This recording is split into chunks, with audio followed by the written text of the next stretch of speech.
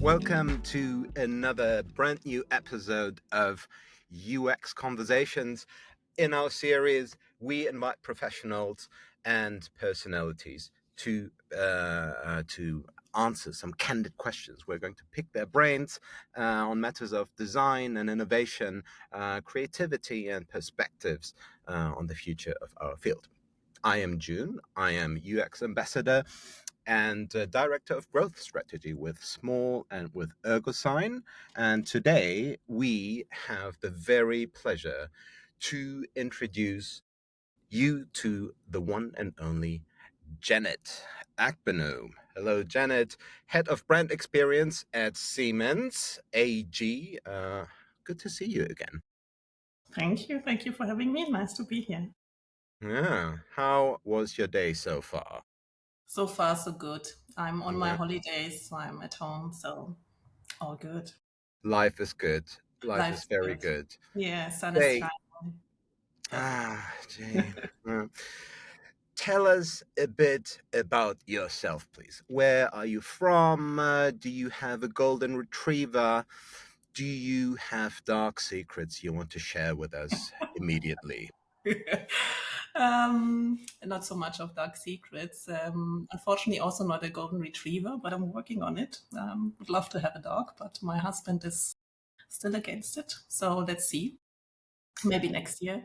I'm originally born in Berlin, but I grew up in a small town in Brandenburg where I went to school and also finalized my A levels. And after that, I went to study in Stuttgart and London. And after that, I worked in several big agencies in Hamburg with Jung von Matt, in Berlin with Meta Design, but also smaller agencies in London. I worked in Beijing, and now I'm here in Munich, as you said, working for Siemens AG. And that's me mainly. Wow, that's you don't need to answer my next question. I was just curious. Yeah. How old are you? So that you've done so many things. That is amazing. I mean, so many places, so many jobs, so many different industries. Um, what was? How old are you? I'm 44. Oh, that's Yes. amazing. Yes. Thank you. I mean, this is incredible. Uh, Before we continue, do you always say Siemens AG, or do you sometimes also say Siemens? Yeah, it depends on the context, I would say, but we normally say Siemens. But Okay. as you may know, there are many Siemens nowadays. Siemens Yes, that's Healthineers, Siemens Energy, sometimes. okay. Yeah. So Siemens AG it is. Tell us a bit more about your work with Siemens AG. What exactly do you do? What exactly do I do? Well, I'm part of a smaller team here at Siemens in Munich headquarters. As you know, it's a global company, so we are in many regions and many countries.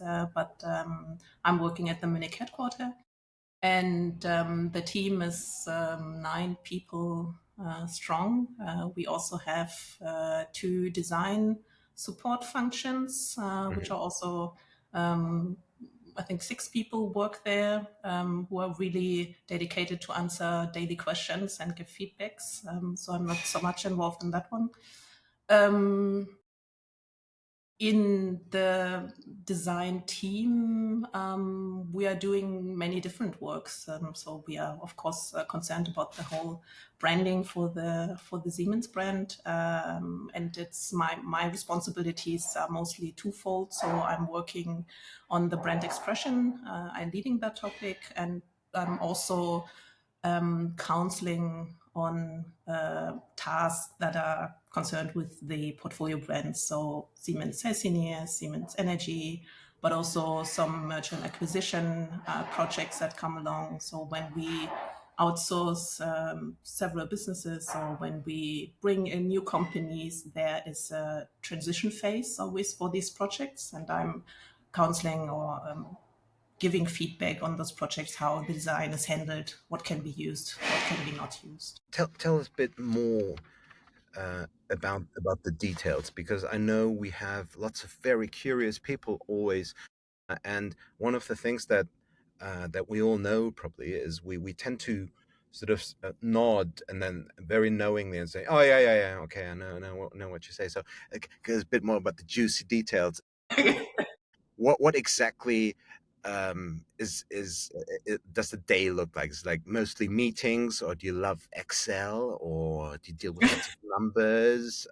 You can be very honest about these things. It's all honorable. I'm definitely not good in Excel, but I could say that I reached a certain quality in PowerPoint, mastering PowerPoint. Oh, So that's definitely something that I'm good at.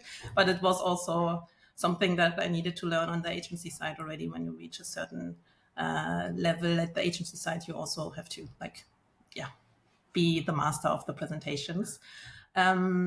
So my day normally starts at 6. Then I'm just doing some sports, go fitness or running. Then my working day starts at 8:30 to 9, and then we have check-ins with the team, speaking about the week ahead or what happened last week. We have also so-called hub meetings within the bigger team. So branding is part of the bigger community function or communication function. Sorry. And there we have daily calls where people can tell about their initiatives, what projects have been launched, what is important in the press about Siemens and portfolio companies. So we all get a good start to the day. And then, as you said, it's normally following up with lots of meetings. That could be anything, actually, calls with legal, budget calls, specific project calls, internally, but also with stakeholders. So a lot of agency meetings where I'm giving briefings or giving feedback. I would say that my day-to-day work is I'm primarily involved in a vision setting and not so much creating specific design applications. If that makes hmm. sense. And that vision setting, does that also go far into public market, or let's say advertisement or PR work, or is that a different team then? That is a different team. That in our team or in the branding team, we are more concerned with yeah, what are the values, what are the principles that we want to define for the brand, for the company, what are the design systems. So we have different companies with competencies within the system. For example, a group of people is more concerned about brand architecture, everything around naming, branding, and then other people are more concerned about the design system or the brand strategy, the design strategy. So there are a lot of different competencies within the bigger communication team, but in terms when it comes to the branding team, we are more concerned with building the design strategy and the brand strategy for Siemens. Understand.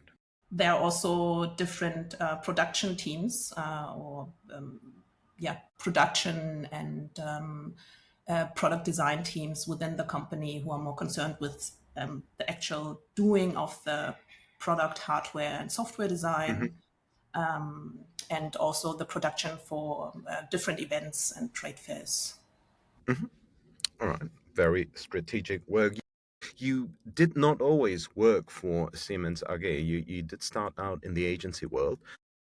What what has changed? What's different? Of course, larger organizations very likely. Tell us a bit more about the transition from the agency into the global organization. Um, I think in the agency side, or on the agency side. So what I experience that might be different right now because Mm. I'm at the company side for quite a while now. But from what I remember, there's always design is a very important topic at the agency side. So everybody's heavily involved in design. Everybody understands and speaks design. It's yeah in the DNA of every people who's working on the company side, on the agency side. Mm. And you normally receive a brief that you work on, and when that brief is done and hopefully successfully done, you are off to the next one. And on the agency side, it's design is just one of many different priorities, and you don't get a brief. So if you are clear about the vision that's had been set for the company, then it's on you to actually develop that brief for yourself and find the right steps and projects to accomplish that vision. Mm. And so it's a lot of observing and fine tuning and changing and living with a specific strategy or system with the brand over a long time.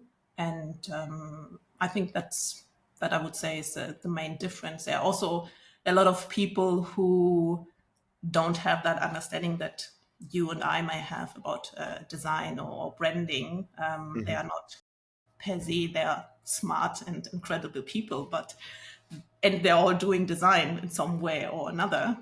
But it's really my responsibility is really to manage that creative energy and find the right framework for that. Mhm. Did you want to change?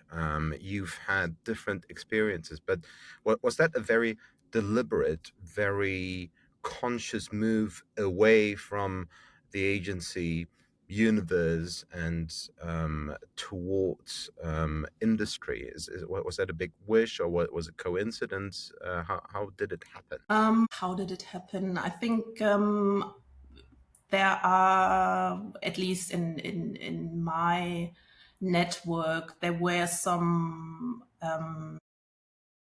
people around a certain age, normally Mm. around 30. You're asking yourself, like, where do you want to go? Where do you want to make the best impact, or where can I make the best impact? How do I want to grow? Some people, yeah, create their own organization. Some people just being freelancers. Some getting really into the details and becoming specialists. And for me, it was always more interesting to, yeah, challenge myself, also learn something new, and also being a bit closer to where the decisions are made, where the briefs are designed, to really being close and observe why I have to do a certain a project that way, or can I do it differently? Does it maybe change if I'm doing the brief, or like what is the value that design really can bring to the business landscape? And for me, I think I always wanted to do that transition at one point or another. I think it was, or it came surprisingly early for me. But it was also the case that I was leading the Siemens team on the agency side, and my predecessor just wanted to retire, so I was asked to take his place, and I think that was a good step to have that transition a bit more friendly, because I already knew the company at one point from the agency side, so it was easier for me to do that transition to the company side. That's fantastic. Really a great opportunity. Now, having seen both sides, staying on that topic for a last moment, did you feel that you were at an advantage, or the other way around? Do you think a lot of people who are in the industry should also try agency business and then come back or stay? What do you think about the blending of those two worlds? I think it's definitely not something that maybe every designer wants to do or wants to achieve. Because I was reflecting about this one with a colleague lately. You need a lot of abilities and also a long breath to explain things and to argue things, to find the right words to explain things. Because as I said, normally you are interacting with people who are not specialists within design or within branding. So it's a lot about explanation and enablement on that front. And if you are more into the design work and you want to do great designs, but don't have the words to speak about it or to sell it. It's a bit maybe dirty, but it's actually about telling the right story for the right design. Then I would not recommend to change to the company side, especially if there is no in-house agency, which is the case here at Siemens. So we are a small team, but we are not doing all the design work internally. We still have a bunch of people and great partners we are working with externally to do that. What's the thing that um, that people in the industry could learn from agency people? I think there's a lot of how you deal with certain problems within design. It's also depending on how you just understand design. So it's always also here in Germany difficult to maybe speak about that one. But I think there's also a lack of the right definition for design. Is it just a form or aesthetic, or is it a mindset? So, but if you think about design as a not only as a form, but rather as a tool, as a mindset, then I think there's a lot to learn about design, how you approach complex topics, how you work together, how do you collaborate better, and also how do you maybe visualize very complex topics, and therefore being able to actually speak about a first prototype and look at something, work with something that is already there, than just keeping it abstract on a PowerPoint slide. So I think there are a lot of things that design can bring to the table to enable and facilitate certain discussions in a better way.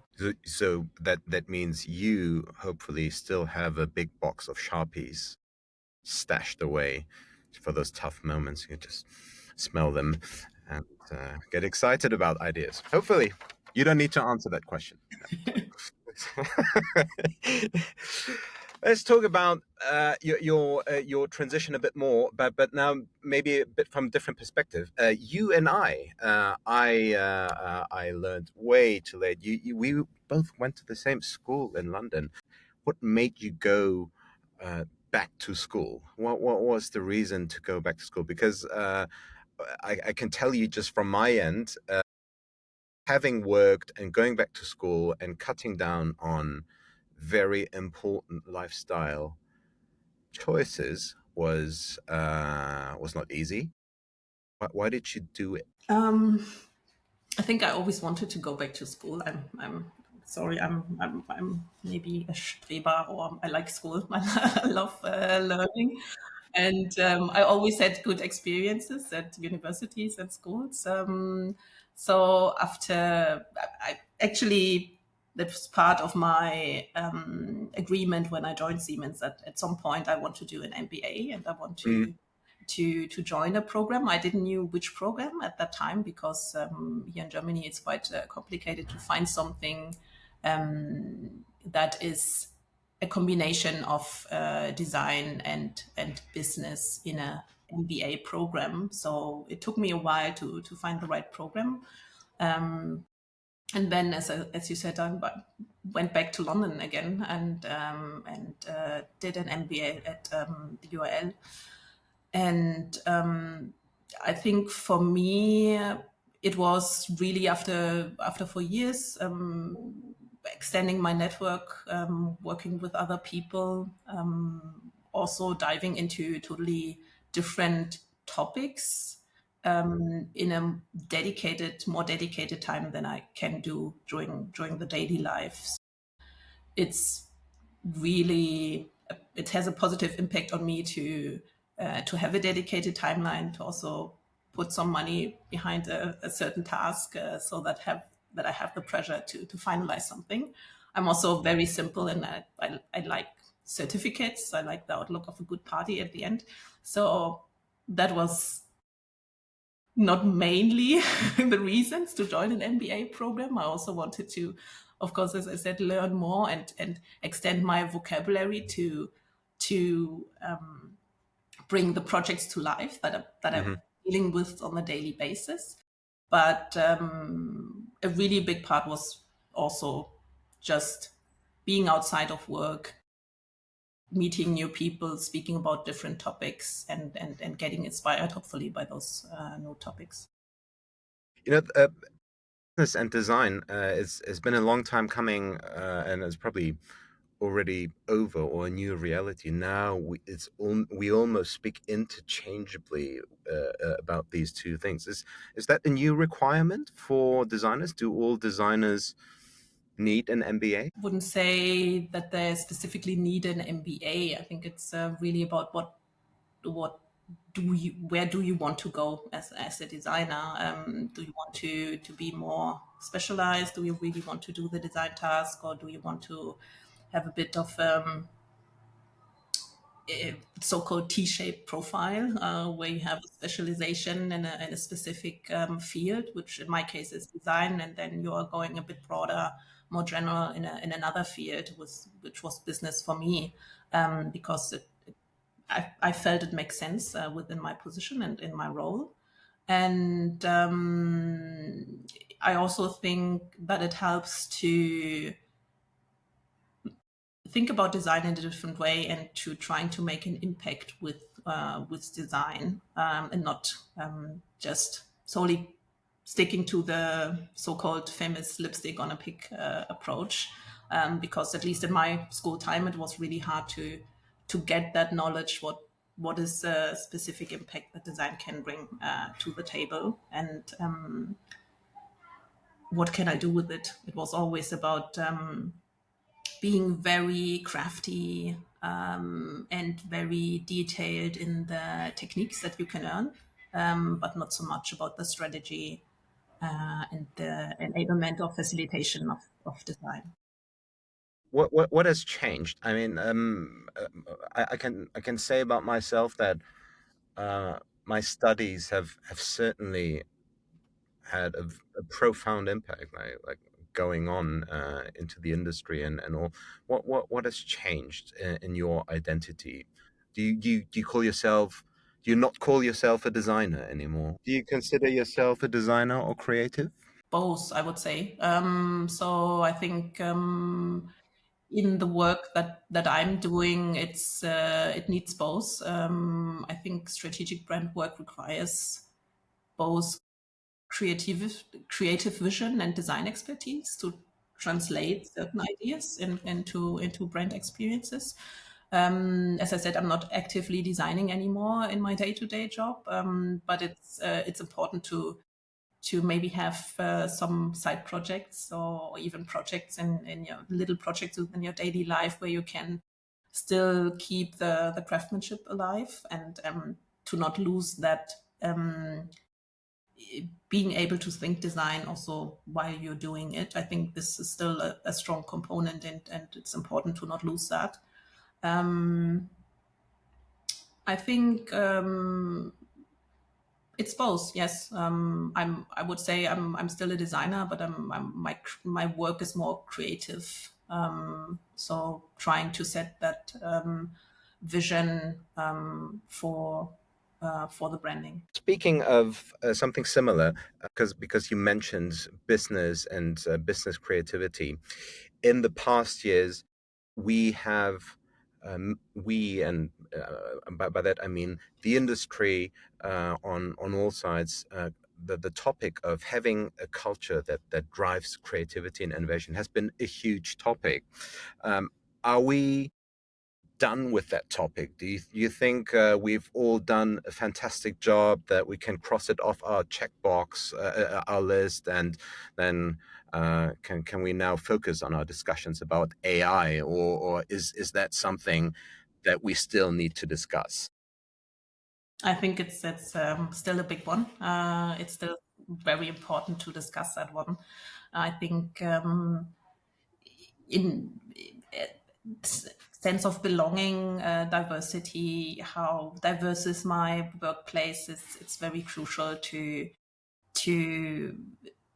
to the workplace. And I think the foundation is there, and everybody understood that working in a diverse setup brings a lot to the table.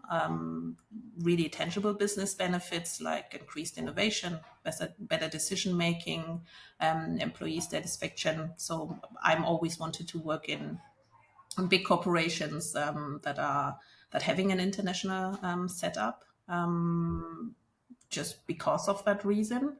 And I think there is a foundation, but it's still not enough, especially in the recent time, as you mentioned, when we're looking at Germany, the political scene that we are living in, or situation that we are living in here, but also in other countries in Europe and in the US.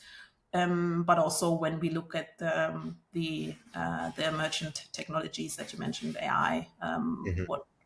what do we have to expect from that one? And I think diversity or diverse minds in shaping that technology is also very crucial to set it on the right path here. I think these topics are very important for every generation, and it's crucial that every generation is focusing on that topic and don't think it has been discussed, it's over. And I think we have learned that in the last couple of years. Mhm. You mention almost interchangeably that cultures of innovation or creativity are sort of linked to diversity. And I would believe that my first thought is okay, but that requires a certain hiring strategy, maybe, or a certain mindset as a company, uh, not just in terms of where we come from, cultural background, but simply in terms of does someone bring in new perspectives, regardless of history or place of birth or whatnot? How do you manage that? What do you look for when you're hiring, just to with that larger goal in the back of your head? I think for my team, it's also very important, and we are a really diverse team. Although we are a small team, not only in terms of gender, but also, as you mentioned, professions, cultural backgrounds. I do have a personal interest in as a designer, but also as a PSC to have a diverse setup. We hire people with various creative backgrounds, so people from who have worked in as journalists, as motion designers, who studied psychology or communication design, or are very good in brand strategy. So the setup is very diverse, but also age is very important in that setup. So I think as branding and especially design is a very horizontal and collaborative profession. We need people in our team who are very heavily invested in creating a branded world for Siemens that encompass very touch points, and the different perspectives that everybody can bring to the table are very important for that one. And I think it's what unites us is that we all have a very a very great passion for the topic, from coming from these various angles and Mhm. working together. What I think this topic that it is possible, that diversity actually means it's possible for someone in with a certain craft to suddenly work in a different field. What sort of advice can you give to, let's say, engineers out there, or people who are very interested in brand and design work, but feel, I haven't studied this. I haven't done my master's in London, and I want what sort of advice can you give to these people? Mm, I think it's really about curiosity and joining discussions with people that you think that might help you. It's really important that you do design so that you're exploring different technologies and ways of working. It doesn't need to be Figma or the Adobe Suite, but it can be various forms of creativity. Writing, storytelling is also very important. I think it's really about the connection and the the passion and dedication that you bring to the table for the topic. That is crucial, at least for us. It's of course always easier if you already have an understanding in design, because then it's easier to have that shared language and to speak about the same topics faster. But yeah, as I said, it's also very important to have that friction. And if you have the passion or the interest in something, then I would always recommend. And I'm also having these conversations with people internally. Just try things out. Come for a specific time. Join the team.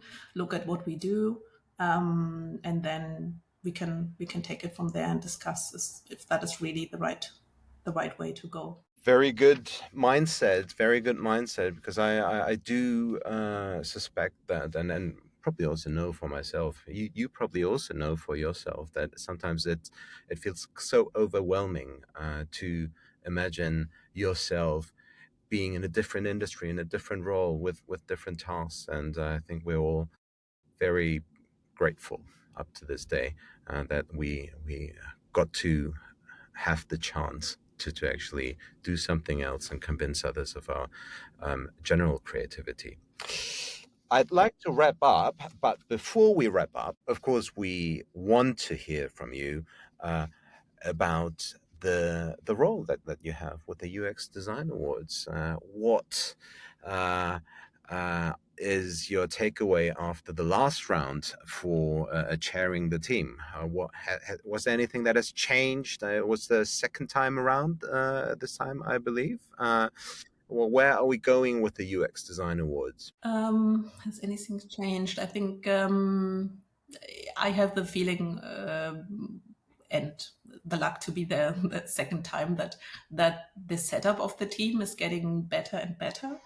So the people who are joining the team, also the discussions uh, changing. The last time we had a lot of really detailed discussions. We also had people joining from different countries, so we were sitting on a table in different time zones, and that really made an impression, I think, on a lot of people. That people were doing actually night shifts and to join the jury session. I really was surprised the last time about, and the time before, about the new talent entries and what we can see with new talents, with students in that category, and also about, yeah, how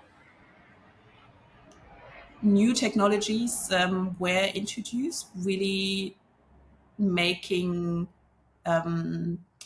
the effort to introduce them in a meaningful way and not only use Hmm. buzzwords, which is always a bit complicated when you don't have much time to look at projects, but also in the way how projects were presented. This is always very important for jury members because, as I said, we don't have so much time, but we want to, of course, look at every project and then if a project is selected, then also discuss in detail if we really want to award a project. And then it's always important, like how is the project presented, what kind of pros and cons can we derive from it. So I think there was a good shift within the presentation of projects and how they were presented to us. And going forward, I would say it's interesting that also new awards emerged over the last years, also in the realm of UX, and I'm really curious if that has an impact on the entries that we are getting for the next round, and yeah, how that will influence our discussions. Right. Well, we are looking forward to what comes up, and I'm really also curious. I always like to see, especially I must say, I think we're all in love with the new talent category because it's so inspiring. So I can absolutely understand this. I am afraid that our time today is already up. Thank you. Thank you for taking your time really to join us today and telling us how old you are and so many other things that we all wanted to know. So we won't tell Oh, anyone, don't want it to know. promise. Yes. Uh, maybe I can't hold that promise. So, Mhm. no, seriously, thanks a lot. I hope I can buy you a drink sometime. Summer is coming. We're both in the same city, so I won't take no for an answer. But until then, have a great time and thank you again. Thank you for your time and thank you for having me. Bye.